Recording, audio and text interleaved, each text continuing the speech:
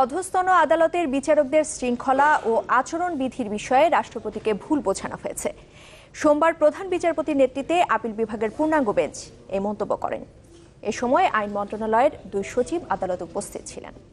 আগামী 15 জানুয়ারির মধ্যে অধস্তন আদালতের বিচারকদের আচরণবিধির গেজেট প্রকাশের নির্দেশ দেন আপিল বিভাগ। বলেন, গেজেটটি সরকারকেই করতে হবে, এ নিয়ে কোনো আপোষ নয়।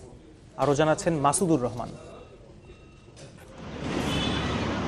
17 বছরেও কেন অধস্তন আদালতের বিচারকদের শৃঙ্খলা সংক্রান্ত চাকরি বিধিমালার গেজেট প্রকাশ হলো না, সে বিষয়ে ব্যাখ্যা দিতে সোমবার সকাল 9টার কিছু আগেই আপিল বিভাগে হাজির হন আইন মন্ত্রণালয়ের 2 সচিব।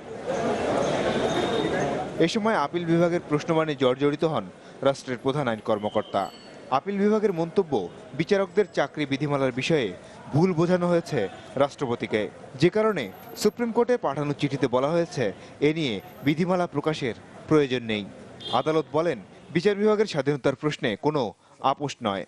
বিচার বিভাগ কোনো মতেই শাসন বিভাগের সাথে কোনো রকম মুখোমুখি অবস্থানে দাঁড়াতে চায় না এবং কোনো সময় দাঁড়ায়ও নি। আমাদের দেশে রাষ্ট্রের অন্য 2টা অঙ্গের মতো ভালোভাবে তাদের দায়িত্ব পালন করতে পারে, সেটি একমাত্র বিচার বিভাগের চাওয়া পাওয়া।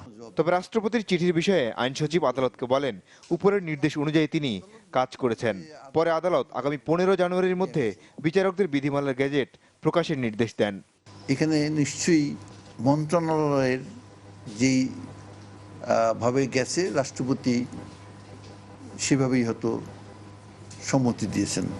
আপিল বিভাগ বলতে চান এই কথা, এটা রাষ্ট্রপতির কাছে সঠিকভাবে উত্থাপিত হয়তো হয়নি।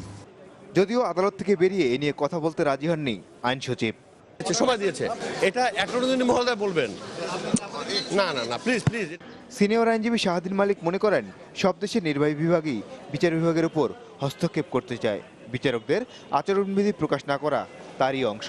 এতদিন আমরা যেটা স্পষ্ট দেখতে পাচ্ছি যে বিচার বিভাগকে সম্পূর্ণ পৃথক এবং স্বাধীন করার ব্যাপারে সুপ্রিম কোর্ট এবং নির্বাহী বিভাগের মধ্যে একটা টানাপোড়েন চলছে এবং সারা দুনিয়াতেই নির্বাহী বিভাগরা সহজে কোর্টকে স্বাধীন হতে দিতে চায় না।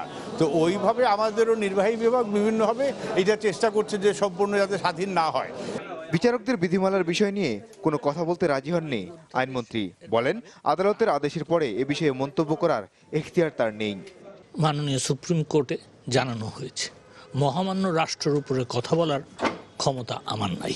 1999 সালের 12 ডিসেম্বর মাসদার হোসেন মামলার রায়ে যে 12 দফা নির্দেশনা দেওয়া হয়, সেখানে অধস্তন আদালতের বিচারকদের চাকরির বিধিমালা করার কথা উল্লেখ ছিল।